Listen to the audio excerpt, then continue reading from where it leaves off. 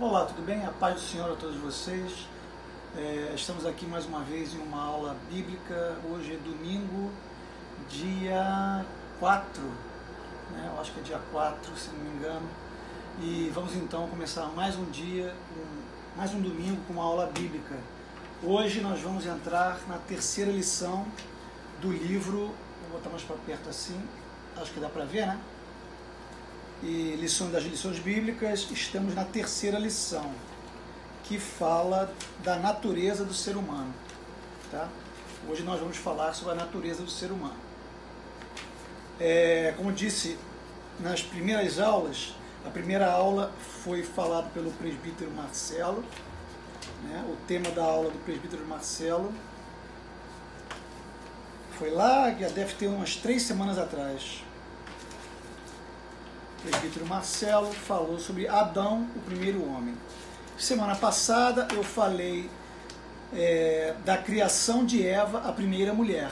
E hoje vamos entrar então na terceira lição, que é a natureza do ser humano, como já mostrei a vocês. Ok? Estou tentando pegar jeito aqui, né? Dessa vez eu já não estou mais botando livro em cima, já consegui comprar um daqueles tripés, né? Acho que está um pouquinho melhor. Pelo menos para mim está bem melhor aqui. Está bem mais tranquilo eu olhar para a câmera. Veja, na aula de hoje, eu vou tentar ser mais sucinto, coisa muito difícil para mim.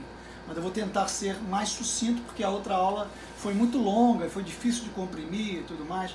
Passou de 1 hora e 10. Dessa vez eu vou tentar ser mais conciso dentro do possível, é claro.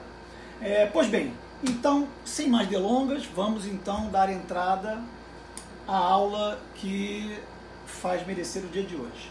Veja, preparem os seus dedos e a Bíblia, que nós vamos trabalhar bastante com ela hoje, né? Porque o tema é bem complexo, né? Vamos falar sobre corpo, alma, espírito, porque o corpo em si, né? Imortalidade, não mortalidade, alma, ser alma, espírito, dicotomia, tricotomia. Vamos abordar todos esses temas e é bem complexo o tema da aula de hoje. Veja, o corpo, né, a natureza do ser humano. Primeiro temos o corpo, né, o nosso corpo, que é o invólucro que todos nós temos, né?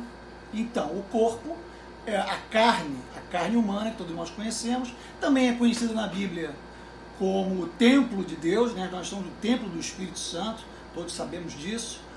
Nós somos também conhecidos como vaso, né? Vaso, vasa, falamos muito isso, enfim. Nós somos o templo do Espírito Santo e temos que ter cuidado com ele. Tem pessoas que, inclusive até nessa época agora de quarentena, a gente acaba abrindo mão um pouco de cuidar do corpo, né? De cuidar do templo de Deus. A gente começa a comer, engordar, né? Começa a ter uma série de problemas e nós temos que ter, a Bíblia fala que temos que ter cuidado com o templo de Deus, temos que ter uma boa alimentação, temos que ter uma boa saúde, não é? E junto com o corpo temos o espírito, melhor dizendo, nessa ordem, a alma e o espírito. Bom, agora começam as distinções dentro da igreja. Veja, a maioria, pelo que eu pude estudar para passar para os senhores, é claro, hoje em dia, a maioria vem adotando, inclusive a própria revista do nosso autor, Cláudio Honor de Andrade, pelo visto, a nossa revista adota, né, a tricotomia, né, pelo que eu pude ler da Bíblia, do livrinho, né, e da própria revista que nós estamos estudando, eles entendem que há uma tricotomia e não uma dicotomia. Qual a diferença da tricotomia, né, para a dicotomia? Veja, a tricotomia, quem entende que seria tricotomia, seríamos corpo, como já falei, alma e espírito, certo? Vamos lá olhar, vamos começar a usar os dedinhos na nossa Bíblia e vamos dar uma olhada em 1 Tessalonicenses, que é a base, né, para que as pessoas que defendem a tricotomia, ou seja, defendem que nós somos corpo, alma e espírito, Vamos lá em 1 Tessalonicenses 5:23. Já estou aqui hoje, eu tive cuidado de marcar as páginas, porque tem muita, a gente vai procurar bem. Hoje eu trouxe meu óculos também, não perdi. Então, vamos lá, sem delongas. 5:23, diz lá, a carta de Paulo: o mesmo Deus da paz os santifica em tudo, e que o espírito, a alma e o corpo de vocês sejam conservados íntegros e irrepreensíveis na vinda de nosso Senhor Jesus Cristo. Veja, é bem claro aqui, né? Que o espírito, a alma e o corpo de vocês. Portanto, essa é a base para quem defende, né? Para quem entende melhor, que nós seríamos uma tricotomia. Haveria corpo, alma e espírito. E há uma distinção entre alma e espírito, ok? Estudando sobre isso também, verifiquei que já do ano 300 depois de Cristo, tinham muitos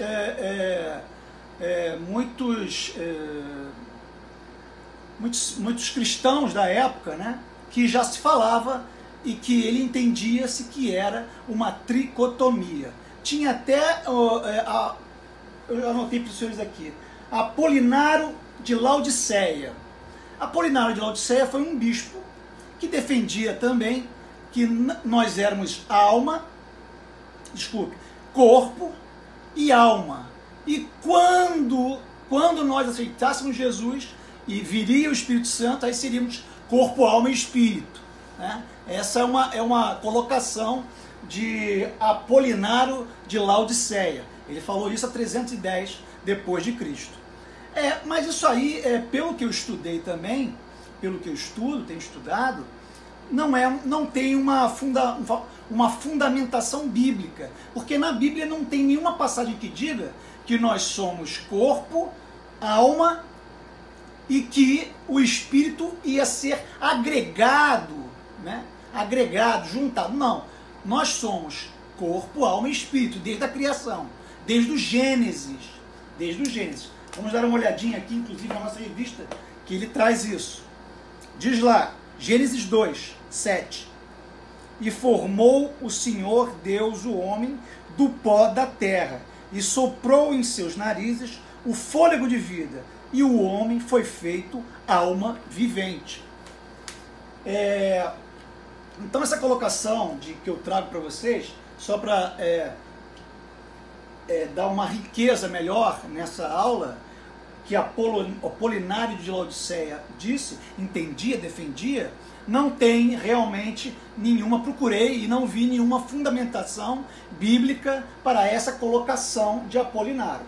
Mas trago a vocês, porque afinal de contas isso é uma aula. Inclusive já alerto a vocês também que quando eu trago a tricotomia, a dicotomia e uma terceira corrente dizendo que alma e espírito, na verdade, seriam uma coisa só, Augusto de Nicodemos, por exemplo, defende isso, e muitos outros defendem que alma e espírito são só uma coisa. Então seríamos corpo, alma e, nesse caso aí, poderia ser corpo, espírito ou corpo e alma. Mas muitos defendem isso, como eu falei, Augusto de Nicodemos defende que a Bíblia, quando faz referência a corpo, alma, poderia ser tanto a corpo e alma como a corpo e espírito. É fato. Nós encontramos na Bíblia várias passagens, que vamos olhar ainda, que fazem referência a corpo, alma e espírito, que olhamos agora em 1 Tessalonicenses 5:23, Paulo deixa claro ali, ninguém tem como duvidar disso. Mas também existem outras passagens bíblicas que dizem o contrário, melhor dizendo, não dizem ao contrário, dizem apenas corpo e alma, ou em outras ocasiões, corpo e espírito, né? Então, por isso tem essa distinção de alguns entenderem que é corpo, alma e espíritos, coisas distintas, e alguns que entendem a dicotomia, tem alguns que entendem que é corpo, alma, ok? E muitos entendem que seria, quando eu falo isso, eu falo que os mesmos que defendem a dicotomia, defendem também, como o Augusto Nicodemos, que na verdade são sinônimos. Alma e espírito são sinônimos. Mas vamos olhar aqui na Bíblia, que é o que nos interessa. Então vamos agora em Hebreus 4:12, para fundamentar o que vem falando as pessoas que defendem a tricotomia.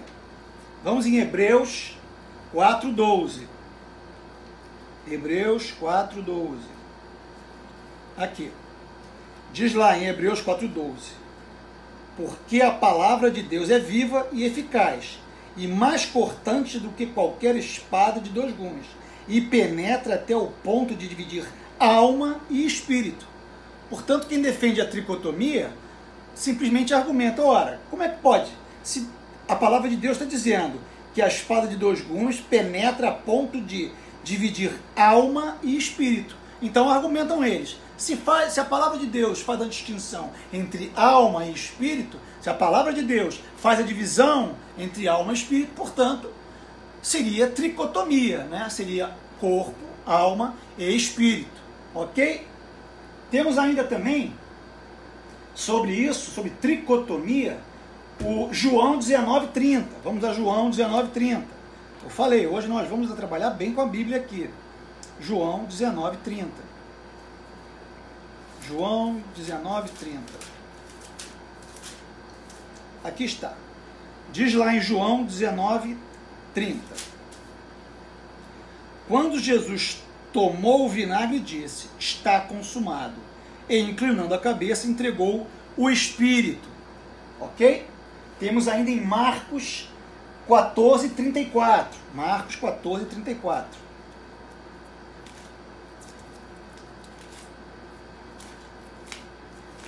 Marcos 14:34. 14:34. Diz lá. E disse, vamos do 33, levando consigo Pedro, Tiago e João, começou a sentir-se tomado de pavor e de angústia. E disse-lhe, e lhes disse, Jesus disse, ele disse, a minha alma está profundamente triste até a morte. Fiquem aqui e vigiem. Então Jesus disse, a minha alma, né, está profundamente triste. Ele, em uma ocasião, Jesus falou aqui em João 19 sobre o Espírito. E aqui já em Marcos 14:34, Jesus já fala, a minha alma. Então, mais uma vez, quem defende a tese da tricotomia diz que Jesus, em 2 passagens, em Marcos e João, fala de espírito e fala de alma. Portanto, entendem eles que seria efetivamente uma tricotomia. Ok? Bom, mas e aqueles que entendem que no caso seria uma dicotomia? Ou, como entende Augusto Nicodemos, que para ele seria alma e espírito seriam sinônimo. Vamos lá, vamos para a Bíblia de novo. 1 Coríntios 3:34. 1 Coríntios 3. Não, desculpa, 1 Coríntios 7:34, perdão. 1 Coríntios 7:34. Diz lá, na carta de Paulo. E assim está dividido. Também a mulher, tanto a viúva como a virgem, cuida das coisas do Senhor, para ser santa, assim no corpo como no espírito. Veja, vou repetir. 1 Coríntios 7:34, para quem defende a dicotomia. Assim está dividido. Também a mulher, tanto a viúva como a virgem, cuida das coisas do Senhor para ser santa, assim no corpo como no espírito. Então dizem eles, ó, aqui está falando de corpo e espírito. Ok? Mais uma passagem. Temos aqui Coríntios, 1 Coríntios 5:5. Estou me lembrando aqui de fazer uma correção. Parece que na aula passada eu estava falando capítulo e inciso. Corrija aí, capítulo e versículo. Ok? Eu levei um pito, não vou dizer o nome para não dizer que é fofoqueiro. Mas tudo bem, me fizeram uma correção, que é normal, faz parte. Eu sou advogado, então, como eu lido com o código, para mim é artigos, parágrafos e incisos, né? Mas é claro que a gente tem que se falar, numa aula bíblica, nós temos que falar corretamente, capítulo e versículo. Então vamos ao Coríntios, 1 Coríntios 5:5. Vamos lá. Diz lá que esse tal seja entregue a Satanás para a destruição da carne, a fim de que o espírito seja salvo no dia do Senhor. Então dizem eles aqui, mais uma vez, valendo de Coríntios, 1 Coríntios 5:5. A fim de que o espírito seja salvo no dia do Senhor. Eles também falam em 1 Reis, né? A corrente que fala de 1 Reis. Eu vou me valer de uma tradução diferente, não da minha Bíblia, que na minha Bíblia, 1 Reis, 1 Reis está muito ruim, essa tradução. Muito ruim não está como deveria ser a tradução. 1 Reis 17:21. Vamos lá, 1 Reis 17:21.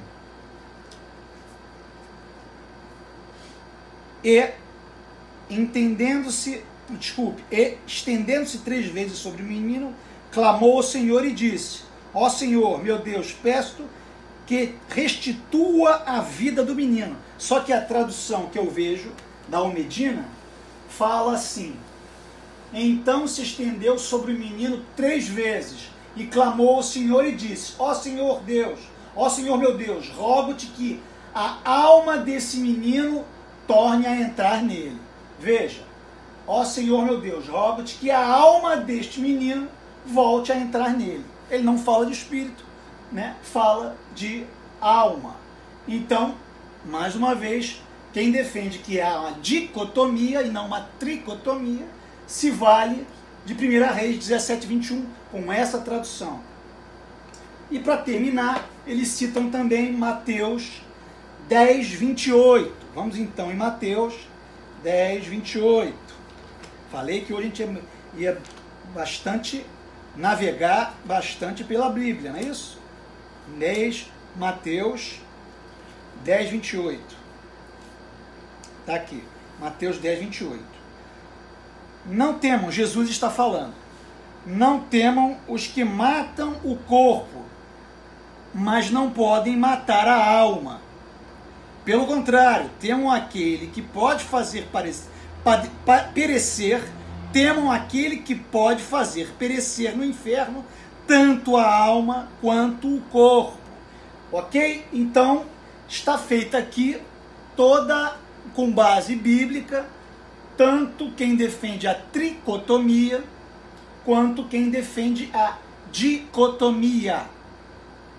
Mais uma vez eu gosto de lembrar a meus irmãos, minhas irmãs, né, meus amados e minhas amadas, que tudo isso que eu procuro falar aqui antes de entrar na própria revista é trazendo para vocês aquilo que eu falei na última aula. Conhecimento para que nós possamos, ao encontrar pessoas que venham falar alguma coisa errada da Bíblia, vocês tenham logo de pronto, na ponta da língua, um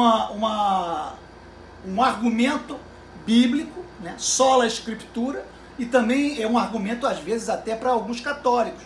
Católicos querem se valer de argumentos também, de Bíblias que eles têm, é diferente da nossa, ou muitas coisas que estão fora da Bíblia. Você sabe que para nós, né, nós evangélicos, só valemos da Escritura, sola Escritura, só a nossa Bíblia é que há um fundamento para que possamos discutir com algo a respeito de Deus, né, sobre teologia. Não adianta uma pessoa querer vir discutir com vocês de teologia ou de antropologia bíblica baseada em coisas que não estão na Bíblia, né? Se eles vierem fazer isso, tá bom, eu não vou discutir com você, porque você vai falar de coisas que não estão na Bíblia.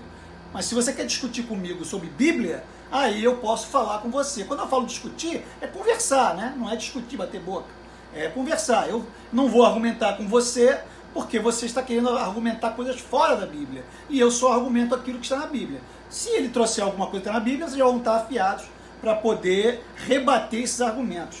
Ok? Então eu trouxe para os senhores e para as senhoras o que seria a diferença, a distinção entre tricotomia e dicotomia. Ok? E tem aquele terceiro entendimento que, baseado nessas mesmas passagens bíblicas, 1 Coríntios 7,34, 1 Coríntios 5,5, 1 Reis 17, 21, Mateus 10, 28. Os mesmos argumentos, eles dizem,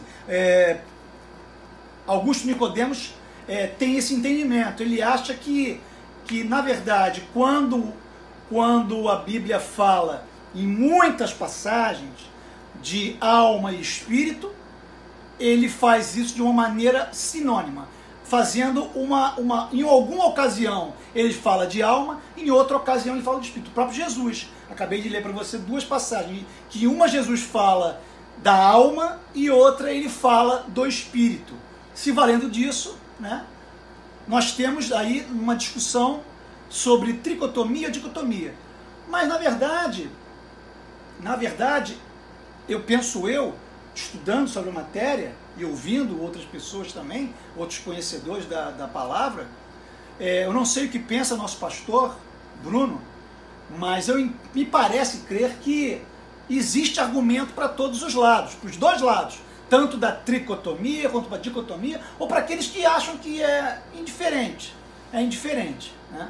Então, realmente existe argumento para tudo na Bíblia. E quando chegamos à conclusão que existe argumento tanto para um lado, tanto para o outro, entendo eu, né, que Deus não nos deu esse conhecimento. Não era do interesse de Deus que nós tenhamos esse conhecimento. Até porque eu acho que todo relacionamento de Deus com a palavra de Deus para com o intérprete, né, para com os seus filhos, né, para aquele que o adora, toda a relação de Deus não tem um aspecto, olhando a Bíblia de um modo geral, Deus não nos dá esse discernimento de muitas coisas, como esse agora, de dicotomia, tricotomia, não. Deus sempre procura fazer mostrar o que é o bom relacionamento com Deus, mostrar o que é ser um cristão, né? Deus sempre vem passando, desde o Antigo Testamento até o Novo Testamento, sempre vocês podem perceber que a narrativa de Deus, né, para com seus filhos, né, é mostrando o que é o relacionamento com Deus, o respeito, o temor a Deus, né, o amor a Deus, a adoração a Deus. Então, na verdade, essa discussão, estou sendo até um pouco ousado nessa minha narrativa aqui, mas é o que me vem à mente agora. Me parece que essa discussão é estéril, né? É estéril, porque, repito, toda a narrativa de Deus na Bíblia é nos ensinando a ter um relacionamento com Deus, né? Adorar a Deus. Ele nos ensina tudo, todo vem voltado para que a gente venha a procurar a Deus, nos santificarmos, né? Sempre mostrando como nós vamos voltar a ter um convívio próximo a Deus, né, no juízo. Então, tudo isso que Deus nos ensina passa ao largo de uma discussão de tricotomia ou dicotomia, ou se são iguais. Mas, repito, tenho que trazer essas dúvidas, esses debates, para que ninguém use isso para que derrube um irmãozinho amanhã, né? Na rua ou numa igreja, venha uma pessoa, venha o coisa ruim, para querer trazer uma dúvida à nossa cabeça, né? Ele joga uma setinha falando sobre tricotomia, dicotomia e quer confundir-nos. Então não há porquê. Eu acho, me perdoe se o pastor não entende assim, não sei, vou até conversar com ele depois. Eu entendo que essa e outras, nós vamos ver ao longo das aulas, essas e outras debates são estéreis em função do que é a palavra de Deus. É muito maior sobre isso. E tem muitas coisas que Deus propositalmente não nos deu conhecimento para saber, né? Então, cada um estude e procure se achar melhor, né, um lado ou o outro, ok? Vamos seguir então. Já falamos de corpo físico, né? Falamos de alma e espírito. Falamos do ponto de vista da tricotomia e da dicotomia. Corpo físico, uma pergunta que pode surgir muito. O corpo físico é mortal? E na cabeça de todos nós, claro, se eu morrer, o meu corpo vai vai padecer. Se eu morrer, o meu corpo padece e ele vai ser mortal, portanto. Mas a pergunta tem que ser vista de uma outra maneira. Deus nos criou para sermos mortais? Será que foi isso que Deus fez lá quando criou o homem, né? Soprou nas nossas narinas a vida, né? E nos tornamos alma vivente? Não. Na verdade, Deus gostaríamos, né? Era o desejo de Deus que nós fôssemos imortais, né? Nossos corpos fossem imortais. Se não fosse a passagem lamentável de Adão e Eva, né? Que pecaram, comeram do fruto proibido, eles também, e nós também, e todos, estaríamos convivendo lá no Éden, sem que nenhum corpo padecesse, sem que houvesse. Então Deus criou o nosso corpo para que nós não fôssemos imortais. Só que vindo o pecado, vindo a queda, nós acabamos nos tornando mortais. Vamos lá ver em 1 Coríntios 15, 53 a 54. 1 Coríntios 15,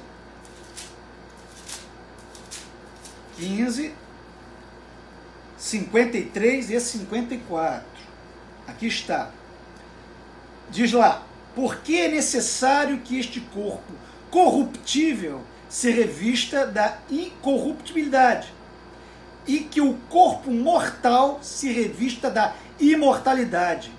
E quando este corpo corruptível se revestir da incorruptibilidade, e o que é mortal se revestir da imortalidade, então se cumprirá a palavra que está escrita: tragada foi a morte pela vitória.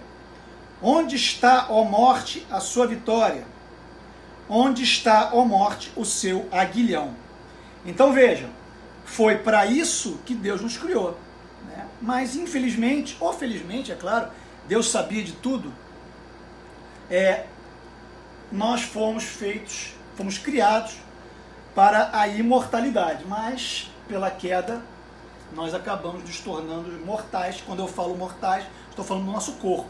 Nossa alma / espírito, essa é imortal. Ok? A nossa alma, vamos falar um pouco da alma. A alma, para aqueles que fazem a distinção, mais uma vez, a alma é a fonte das nossas emoções, né? A alma é a fonte das nossas vontades, né? A alma é a fonte dos nossos desejos. Quando nós desejamos alguma coisa, é nossa alma que está sendo expressa. A nossa alma é aquela que nos dá vontade, é aquela que nos dá inteligência.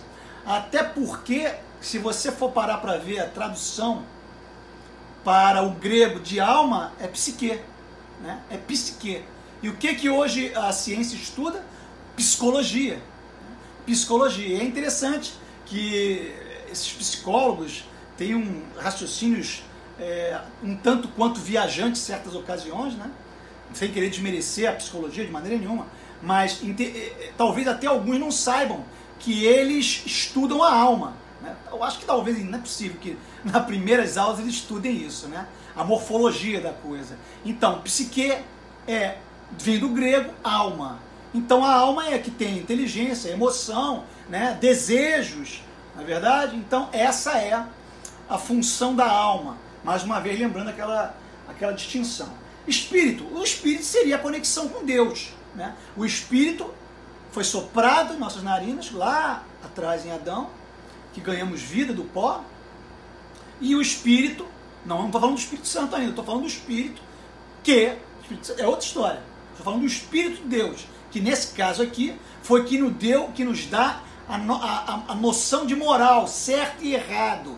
Mas a função do Espírito Santo, desculpe mais uma vez, a função do Espírito é nos dar a possibilidade de uma conexão com Deus, né? Então nós, quando vamos orar, nós, quando sentamos para orar e entramos em conexão com Deus, estamos elevando o nosso espírito, né, o espírito que está dentro de nós, para nos conectarmos com Deus e conversarmos, termos uma conversa com Deus, ok? Então essa, para muitos, essa não há nenhuma dúvida em relação ao espírito, ser ele a conexão com Deus, não há nenhuma distinção, nem ninguém fala A, B, C ou D. É isso e está encerrado, ok? Mas a pergunta que se segue é: alma e espírito são imortais? Alma e espírito são eternas? Ora, isso já falei para vocês, né? Que sim. Mas vamos lá, a Bíblia. Vamos mais uma vez ver o fundamento da Bíblia sobre a imortalidade de alma, ou a imortalidade, como alguns falam, do espírito. Apocalipse 6:10. Desculpe, 6, de 9 a 10. Apocalipse 6, de 9 a 10.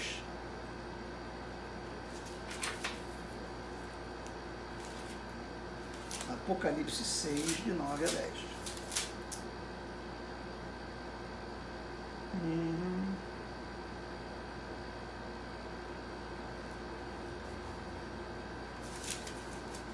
Seis, 9. Quando o cordeiro quebrou o quinto selo, vi debaixo do altar as almas daqueles que tinham sido mortos por causa da palavra de Deus e por causa do testemunho que deram, clamaram com voz forte, dizendo: até quando, ó soberano Senhor, santo e verdadeiro, não julgas nem vingas o nosso sangue dos que habitam sobre a terra? Mas o que nos interessa nessa passagem é as almas daqueles que tinham sido mortos. Então João, através do Espírito, né? A conexão de João aqui, em todo o Apocalipse, João teve uma conexão através do Espírito. E teve toda essa visão do Apocalipse. Então diz lá João, Apocalipse 6, de 9 a 10. Repetindo, as almas que tinham sido mortas. Então, isso deixa claro que, sim, se as almas... João, no Apocalipse, deixa claro que nossa alma é imortal, é eterna. Mas também temos Mateus 10, 28. Vamos então, Mateus 10, 28. Mateus 10, 28. Mateus 10, 28. Eu já falei, mas nunca é demais. Diz lá: não temam os que matam o corpo, mas não podem matar a alma. Então veja, Jesus está dizendo, a alma não morre, a alma não perece, ok? Então, em Mateus 10, 28, tanto quanto em Apocalipse 6, de 9 a 10, deixa claro que a nossa alma é imortal. Ok? Esse foi um introito, eu acho que bem menor do que da outra vez, né? Embora tenhamos avançado bem aqui, falando sobre alma, espírito, falando sobre dicotomia, acho que avançamos mais rápido do que na última aula. E vamos entrar então agora em nossa revista, né? Nossa revista, que fala sobre a natureza do ser humano. Vamos valer do meu óculos mais uma vez. Vamos lá. Texto áureo. É o mesmo Deus de paz vos santifique em tudo, e todo o vosso espírito e alma e corpo sejam plenamente conservados e irrepreensíveis para a vinda do nosso Senhor Jesus Cristo. Reparem, esse aqui nós já lemos. Logo no início, quando falamos sobre tricotomia, foi feita essa alusão a 1 Tessalonicenses 5:23, que Paulo fala de corpo, alma e espírito, e que se deve conservar irrepreensíveis para a vinda do nosso Senhor Jesus Cristo. Verdade prática. Nossa tríplice natureza, física, mental e espiritual, deve ser plenamente consagrada a Deus para que o mundo veja em nosso ser a imagem e a semelhança do Criador. Veja, uma coisa que eu não falei aqui, mas lendo, acho importante dizer. Quando eu li a passagem aqui do nosso autor, fala da verdade prática. Ele diz: nossa tríplice natureza, física, mental e espiritual deve ser plenamente consagrada a Deus. Ora, por que eu paro aqui para fazer um adendo? Porque nós temos em Gênesis a passagem, nem preciso, vocês conhecem, que diz que nós fomos feitos à semelhança do nosso Senhor Deus. Nós fomos feitos à semelhança, está em Gênesis, a semelhança do nosso Senhor. Alguns perguntam, talvez uma pergunta um tanto quanto infantil, mas não é impossível de ser feita. Ora, quando Gênesis fala que nós somos feitos à imagem do nosso Senhor, não necessariamente a nossa imagem é a mesma imagem corpórea. Até porque Deus não tem uma imagem corpórea, Deus é espírito. Nós sabemos disso, Deus é espírito. Então ele, claro, obviamente, isso não deixa nenhuma dúvida que nós não temos pés, ele não tem pé, mão, cabeça. Então quando nós vemos em Gênesis que nós fomos feitos à semelhança do Senhor, essa semelhança é relativa à moral do nosso Senhor, a moral, a consciência ética, pode-se dizer assim, né, que o nosso Senhor tem. E veja, esse é um argumento, é uma verificação até que nós podemos trazer para o nosso mundo prático, para o nosso dia a dia. Muitas vezes se fala isso até em direito ou em filosofia. Nós falamos em direito e em filosofia que o ser humano já é dotado, desde criança, de sabendo discernir o que é certo do errado. Né? A criança mesmo, desde pequena, sabe muito bem que pegar uma coisinha do amigo dele é errada. E de onde vem esse conhecimento? De onde vem esse senso de certo e errado em uma criança? Né? Ou até mesmo em pessoas que nunca tiveram contato com o direito, com a nossa sociedade. Né? Índios até têm conhecimento de que é certo ou errado, né? Do que fazer isso ou aquilo. Né? Então, na verdade, isso é o que se diz a semelhança de Deus. Nós temos dentro de nós uma pequena partícula que é a semelhança de Deus no sentido moral, que nós sabemos o que é certo ou errado. Nós não precisamos alcançar 18 anos de idade, se bem que hoje em dia até tem pessoas com 18 anos de idade que não têm noção de nada, mas enfim, nós não precisamos alcançar os 18 anos de idade, né, para saber, ter a noção do que é certo ou errado. Então, quando falamos da semelhança de Deus, me lembrei aqui agora reparando isso, é isso que, na verdade, nós temos que ter dentro de nós. Nós somos a semelhança de Deus, não física, mas espiritualmente. Né? Essa semelhança moral e ética da vida da pessoa, né, que nós somos. Vou repetir então a verdade prática. Na nossa tríplice natureza, física, mental, e não, ele não coloca aqui alma, ele bota física, mental e espiritual, deve ser plenamente consagrada a Deus para que o mundo veja em nosso ser a imagem e a semelhança do Criador. Ok? Temos aqui a leitura bíblica em classe. Diz lá, Gênesis 1, 26. E disse Deus, foi o que eu acabei de falar para os senhores, façamos, é sempre bom grifar o tempo verbal aqui, façamos. Então não é Deus, é Pai, né? Nosso Deus, Filho e Espírito Santo, é a Trindade. Quando nós vemos aqui, façamos, é a Trindade, é um colegiado. Né?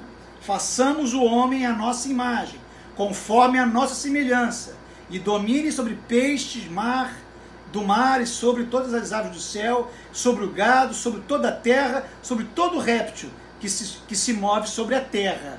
Ok? Então isso já vem a complementar aquilo que eu falei aqui anteriormente, quando o homem é a nossa imagem.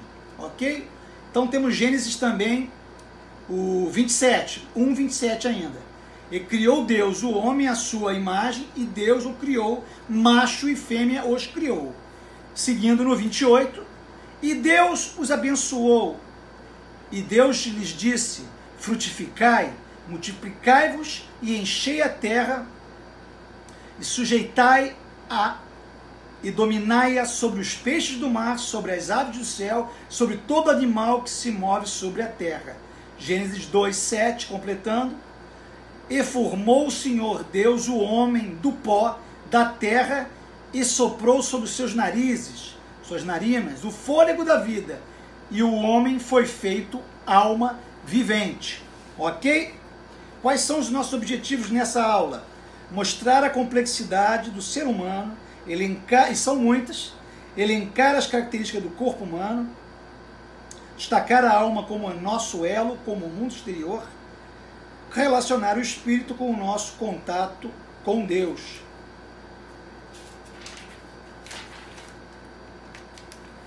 Vamos lá, comentário, introdução.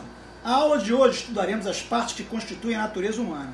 Veremos que o nosso ser, em virtude das partes que o compõem, é de tal forma maravilhoso que chega a ser inexplicável. Vem aquilo que eu disse logo no início, né? Muitas coisas que estão na Bíblia não é para que nós tenhamos conhecimento mesmo. Nós temos que ter conhecimento até aquilo que Deus nos pôde mostrar com aquela inteligência da alma que Ele nos deu, mas uma inteligência limitada e não ilimitada como a de Deus. E de tal forma maravilhoso que chega a ser inexplicável. Além da substância física, o corpo, possuímos também a substância imaterial, o espírito e a alma. Habilitou-nos Deus assim a relacionar tanto com o mundo físico quanto o mundo espiritual. O objetivo dessa lição não é apenas explorar a natureza humana, mas levar você a consagrar inteiramente o corpo, a sua alma, o seu espírito ao Criador e mantenedor de todas as coisas. A complexidade do ser humano. A natureza do ser humano é distinta tanto em relação a Deus quanto em relação aos anjos. Vejamos por quê. A natureza de Deus, ao contrário do homem, Deus é um ser simples, possui uma única natureza. Por essa razão, ele foi definido pelo próprio Filho como sendo espírito, como já lhes disse. Isso significa que, para existir, o Senhor não necessita, como nós, de uma natureza composta de corpo, alma e espírito. O Todo-Poderoso define a si mesmo como aquele que simplesmente é: eu sou. O que eu sou, está lá em Êxodo 3,14. Ele existe por si mesmo. A natureza dos anjos é diferente da nossa, é claro. Seres criados e finitos, os anjos possuem igualmente apenas uma natureza. Eles são descritos como espíritos, em Hebreus 1,14. E, diferentemente de nós, não se reproduzem através do sexo. O corpo angelical é espiritual. A natureza dos homens. Já os seres humanos possuem uma natureza que pode ser descrita como dupla. Uma física, o corpo, e uma espiritual, a alma e o espírito. Como já li para os senhores, 1 Tessalonicenses 5,23. Não é necessário ler de novo, já lemos 2 vezes. Para vivermos nesse mundo, necessitamos de nossa natureza completa. Se uma apartar-se da outra, morreremos. Já vimos isso também. Se uma apartar-se da outra, se a alma nos deixa, efetivamente morremos. Como está aqui, 1 Reis 17:21. Ok? Isso foi a complexidade do ser humano. Agora vamos às características do corpo humano. Diz lá, o corpo humano tem as seguintes características: materialidade, visibilidade e mortalidade. Materialidade, primeiro, ao contrário dos anjos, seres espirituais, criados de uma só vez pela palavra divina, o homem, ser material e físico, veio à vida a partir de uma matéria já existente, a terra, o pó. Deus, pois, formou Adão, o primeiro genitor da humanidade, do pó de nossa terra, do nosso planeta. O mesmo pode dizer de Eva, que provinda do homem possui a mesma substância deste. Desde a sua criação, o ser humano vem reproduzindo-se e enchendo a terra. Está em Gênesis 1:28 ou em Atos 17:26. Visibilidade e tangibilidade, aquilo que se toca, que se vê e que se toca, tangibilidade. Envolto num corpo material, o ser humano pode ser visto e tocado. Aliás, a visibilidade e a tangibilidade, aquilo que pode ser tocado, foram as provas que o Senhor Jesus apresentou a Tomé como evidência, né, de sua ressurreição física. Né? Vemos lá em João 20, 27. Nós conhecemos toda essa passagem, que só acredito, né, tem até aquela frase muito usada, né, ditado, vamos dizer assim, do povo: eu sou que nem Tomé, só acredito vendo. Né? Então, lá naquela passagem, o discípulo incrédulo só veio a convencer-se da verdade depois de ter visto e tocado nas feridas do Cordeiro de Deus, nas feridas de Jesus. Ele veio e Jesus mostrou a ele as feridas, e só tocando nas feridas, né, Tomé veio a acreditar. Estamos no 3, mortalidade. Já falamos no início, mas vamos falar agora sobre isso pela ótica da nossa revista. Apesar de material, o corpo humano foi criado com a possibilidade de manter-se vivo para sempre, portanto, imortal. Se não fosse o pecado de Adão e Eva, estariam hoje entre nós, mas por causa de sua desobediência, morreram. O salário do pecado é a morte. Então vamos lá. Se não fosse o pecado, Adão e Eva estariam hoje entre nós, mas por causa de sua desobediência, comeram do fruto proibido, morreram, e o salário do pecado é a morte. Gênesis 5. E Romanos 5, 6, 23. O apóstolo Paulo ensina: porém, aquele, quando do arrebatamento da igreja, o que é mortal revestir-se-á de imortalidade, como nós já lemos, né? Lá em 1 Coríntios 15, 53 e 54. O homem, portanto, foi criado imortal. Ou seja, com a possibilidade de viver para sempre, caso não houvesse o pecado. Mas, quando recebemos a Jesus como nosso Salvador, passamos a desfrutar desde já a vida eterna. Ele é Jesus Cristo, o Filho de Deus. Crer nisso depende a nossa eternidade. Crer nisso depende a nossa eternidade. Olha que importância. Crer nisso depende a nossa imortalidade. E é impressionante como a gente, às vezes falando com os ímpios, eles não têm noção. Os ímpios, eu faço uma analogia a pessoas andando para o abismo, né? Eles simplesmente, muitos ímpios, por mais que você fale, por mais que você tente passar a palavra, eles não entendem que estão que nem gado indo na direção de um precipício, né? Bom, enfim. Pena, né? Vamos ao terceiro, então. Terceiro tópico. A alma. O nosso elo com o mundo exterior. Só viremos a entender claramente a nossa natureza espiritual se aceitarmos esta proposição. Espírito e alma são inseparáveis. Ninguém nega isso. Nem aqueles que defendem a dicotomia. Espírito e alma são inseparáveis. A partir daí, veremos a alma como a janela, através da qual acessamos o mundo exterior. Nesse sentido, a morte física é a separação entre alma e o corpo. Já vimos isso também. Alma e espírito são inseparáveis em nosso ser. Alma e espírito acham-se tão unidos que somente a palavra de Deus pode alcançar-lhe a junção, como nós lemos lá em Hebreus 4:12, né? Que só a palavra de Deus pode fazer aquela divisão como uma espada entre a alma e o espírito. Conforme veremos, a alma e o espírito formam a nossa substância imaterial, e cada um deles tem uma função específica em nosso ser. A alma é a janela para o mundo exterior. Através da alma, o ser humano se expressa e tem acesso ao mundo que o cerca. Para que isso seja possível, a alma serve-se dos órgãos sensitivos. E por intermédio desse, o homem carnal deixa-se atrair pelas concupiscências da carne e dos olhos. E por isso, o Senhor decreta: a alma que pecar, essa morrerá. O pecado começa na alma e contamina o espírito e o corpo. Por isso o apóstolo recomenda a completa santificação de nosso ser, para que nós possamos, né, naquele dia, naquele maravilhoso dia, nós venhamos a nos encontrar com o nosso Senhor. Porque só em santificação, já aprendemos isso também em aulas passadas, só com a busca da santificação poderemos voltar a ter esse contato com o nosso Senhor. A separação da alma e do corpo gera a morte.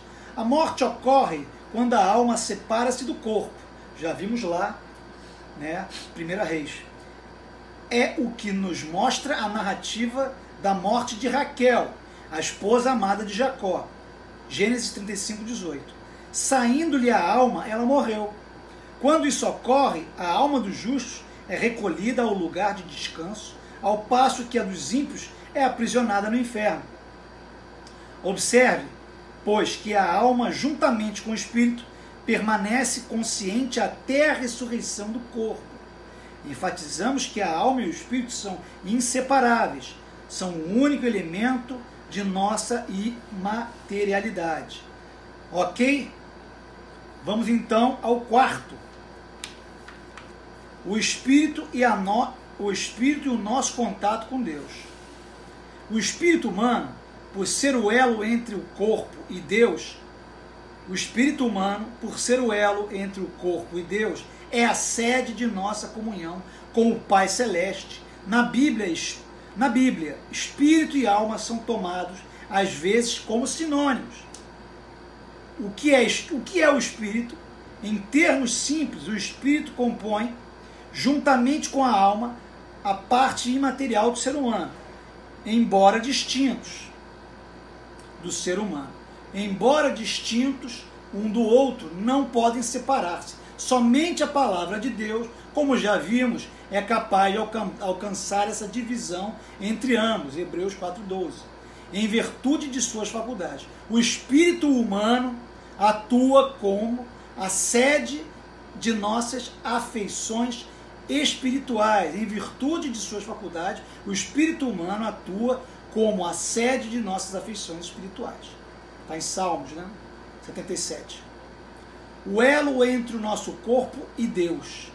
É por meio do nosso espírito que nós nos comunicamos com Deus. Foi em seu espírito, portanto, que João recebeu a revelação do Apocalipse. Paulo, no serviço missionário, estava no espírito, em comunhão com Deus e com os irmãos. 1 Coríntios 5:4. A sede de nossa comunhão com Deus. Através do nosso espírito, temos experiências e encontros com Deus. Eis a experiência do profeta. Portanto, a verdadeira alegria divina manifesta-se em primeiro lugar em nosso espírito, pois é neste que todo o nosso ser consagra-se ao serviço divino. O nosso espírito tanto fala em mistérios quanto ora. Essa é a nossa conexão com Deus, né, através do espírito. O espírito também pode abrigar o orgulho e a soberba. Provérbios 16, 18. Por isso, quando o ímpio falece, o seu espírito e também a alma, porquanto ambos são inseparáveis, o autor gosta de frisar muito isso. Está certíssimo em fazê-lo. Quando o ímpio falece, o seu espírito, também a sua alma, porque ambos são inseparáveis, é aprisionado até o julgamento.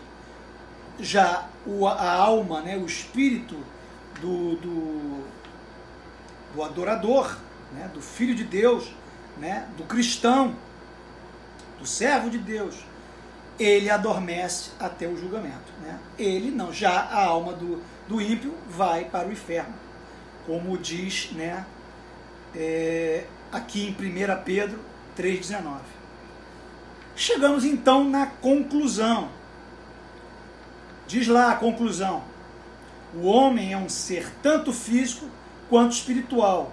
Por essa razão, Deus requer nossa completa e uniforme santificação. Mais uma vez, 1 Tessalonicenses 5:23. Temos de ser santos no corpo, na alma e no espírito. Jesus morreu e ressuscitou a fim de que sejamos santos em todo o nosso ser. E quando do arrebatamento da igreja, apesar de nossas limitações, o Senhor nos revestirá de imortalidade e de incorruptibilidade. Busquemos a santificação. Todo o nosso ser pertence a Deus. Somos o templo do Espírito Santo. Aleluias, aleluias, aleluias. Glórias ao Senhor, meu Deus. Bom, essa foi a conclusão da nossa revista na aula de hoje.